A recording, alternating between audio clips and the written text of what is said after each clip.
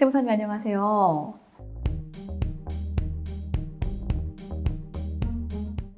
네, 우리가 지난 시간에는 연금 세제 혜택 이런 것들 많이 들었는데 오늘은 연금을 내가 인출할 때 내는 세금? 그거에 대해서 설명하는 거예요. 연금을 수령할 때 세금에 수령할 때. 대해서 오늘 이야기를 해볼 건데 전 시간에 세제 혜택과 관련된 내용을 보다 보니 연금 수령할 때 세금 너무 많이 나오는 거 아니에요? 고민, 걱정하실 수도 그러니까요. 있으세요. 네. 그리고 주고 받고 하면 똔똔 되는 거 아니에요?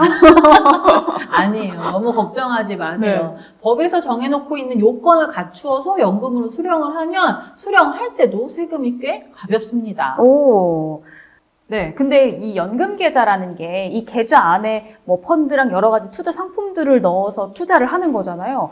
그러면서 연금 수령하기 전에 발생하는 그런 부분에 대해서는 어떻게 그렇죠. 그 세금이 투자 나오나요? 상품마다 사실은 각각의 뭐 수입식이나 이런 게 다 다르잖아요. 네. 근데 연금에 넣어서 투자할 때는요, 걱정하실 이유가 없습니다. 투자하는 기간 동안은 세금이 발생하지 않고요. 나중에 수령할 때, 연금으로 수령할 때 그때 과세가 되기 때문에 투자하는 기간 동안은 편안하게 투자하시면 되세요.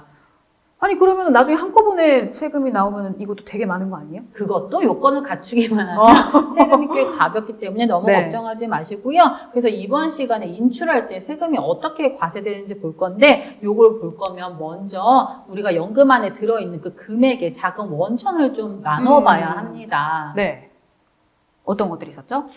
퇴직금. 그죠.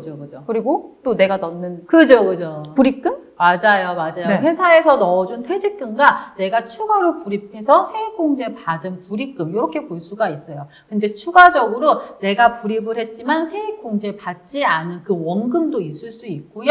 결론적으로 이러한 자산들이 투자가 되면서 발생이 된 운용수익 이렇게 네 가지로 나누어 볼 수 있습니다. 아니 그러면은 세액 공제가 전부 다 되는 게 아니라 될 수도 있고 안 될 수도 있고 뭐 자기 선택에 따라서 다를 수가 있는 네, 거예요? 선택에 따라서 다르기 때문에 맞아요. 선택에 따라서 다릅니다. 이렇게 네 가지로 나눈 금액을 연금으로 수령을 하는지 부득이한 사유로 인해서 연금으로 수령을 하지 못하는지 부득이한 사유도 없으면서 연금으로 수령하지 않았는지 세 개의 요건에 따라서 발생되는 세금이 조금씩 달라지거든요. 어떻게 달라요? 그죠? 내용만 들으면 좀 네. 헷갈리실 수 있기 때문에 표와 함께 보도록 하겠습니다. 표의 내용을 보면요. 먼저 연금저축계좌, 퇴직연금계좌에 들어가 있는 이 원금들, 재원들이 나누어져 있고요. 중간에 이연퇴직소득 부분부터 보도록 하겠습니다. 이 이연퇴직소득은 회사에서 퇴직금으로 나한테 지급을 한 그 금액이 연금에 들어왔을 때 그 금액을 이야기하거든요. 네. 이렇게 퇴직소득을 내가 연금으로 수령하게 되면 연금 소득으로 구분이 돼서 과세가 됩니다. 네. 이때 과세되는 세금은 원래 내가 당초에 내야 했었던 퇴직금에 대한 퇴직소득세의 70%만 과세된다라고 볼 수 있어요. 원래 100만 원의 퇴직소득세를 내야 했다라고 한다면 70만 원만 내면 된다라는 걸로 연결할 수가 있는 것이고 네. 이때는요 종합과세 여부와 상관없이 그냥 요 금액으로 원천징수 과세 종결이 된다. 즉 분리과세 된다라고 볼 수가 있어요.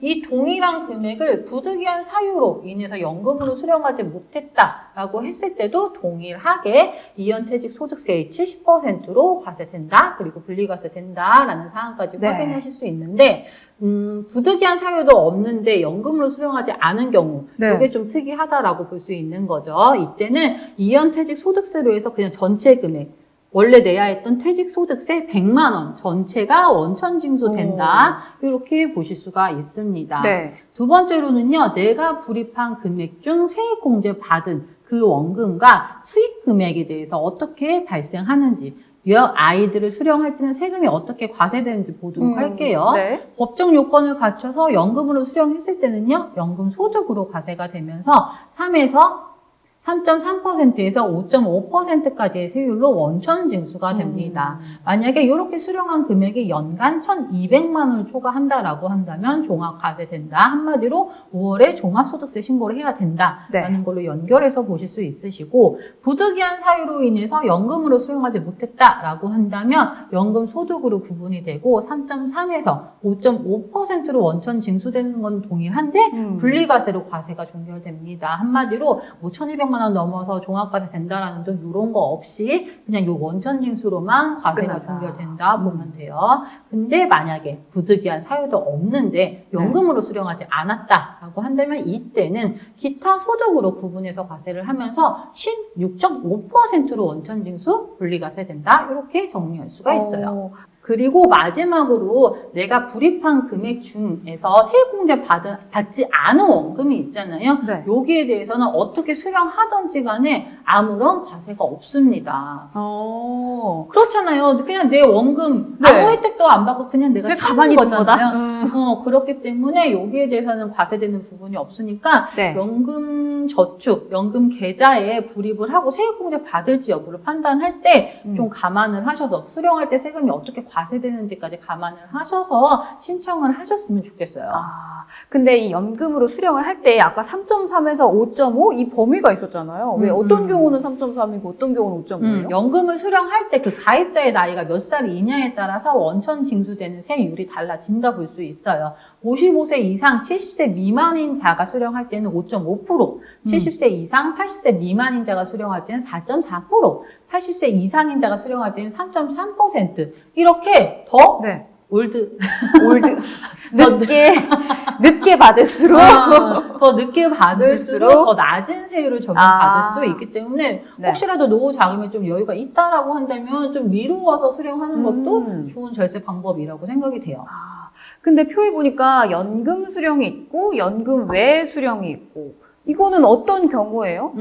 이게 요건을 갖춰야만 맞아요. 할 수 있는 거예요? 연금 수령 요건을 갖추면 연금 수령이 있고 그게 아니면 연금 외 수령으로 보면 되는데 연금 수령 요건이 상당히 중요하겠죠. 세 가지 요건이 있습니다. 55세 이후 연금 개시를 신청한 이후에 수령을 해야 한다는 것. 네. 두 번째, 연금 계좌 가입일로부터 5년이 경과한 다음에 이렇게 수령해야 된다는 것. 세 번째로는 연금 수령 한도 내에 인출해야 된다는 것인데 이렇게 산식에 따라 계산을 해보면 한마디로 10년 동안 나누어서 받아가라 라는 뜻으로 이렇게 볼 수가 있어요.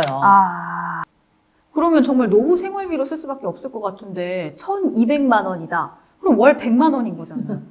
그렇게 많지는 작죠. 사실 작은데 중요한 거는 총 연금 수령에 사적연금에서 수령하는 금액 기준 1,200만 원이 아닙니다. 1,200만 원에 들어가는 금액은 내가 불입한 금액 중 세액공제 받은 그 원금 또는 여기서 발생한 운용 수익 그 기준으로 거기서 내가 수령하게 되는 금액이 1,200만 원 이렇게 따지는 거거든요. 그래서 생각보다 퇴직금이 많거나 아니면 세액공제 받지 않은 원금이 많다라고 한다면 더 많은 금액을 찾아가셔도 사실은 그렇게 종합과세 되시지는 않으실 거예요. 100만 원이 끝이 아니네요. 그렇죠. 이게 아닌 거네요. 총 수령의 기준이 네, 아니에요. 네. 알겠습니다. 오늘도 고맙습니다. 네.